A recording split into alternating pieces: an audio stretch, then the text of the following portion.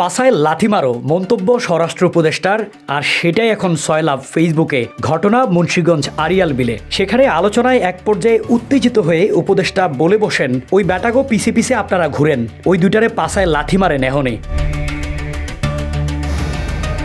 আবদুল্লার ভাই আমজাদ নামের এক ব্যক্তিকে উল্লেখ করে উত্তেজিত স্বরাষ্ট্র উপদেষ্টা উপস্থিত সংশ্লিষ্টদের বলেন, আপনাকে জন্য এটাই হয় নাই, পুরা টাকা এখানে ফেরত গেছে, এজন্য আপনারা দায়ী, আপনারা এটা করতে দেন নাই।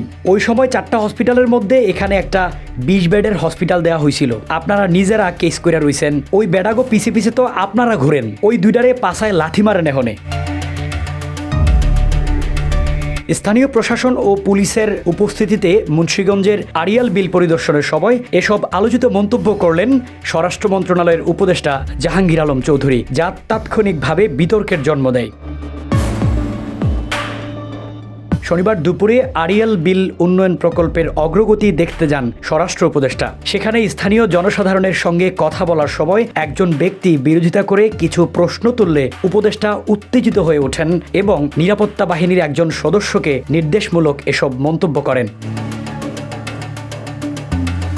এই ঘটনার ভিডিও সামাজিক যোগাযোগ মাধ্যমে ছড়িয়ে পড়লে ব্যাপক সমালোচনার শুরু হয়। অনেকেই বলছেন, একজন জাতীয় পর্যায়ের উপদেষ্টার কাছ থেকে এমন আচরণ অনভিপ্রেত এবং অগ্রহণযোগ্য।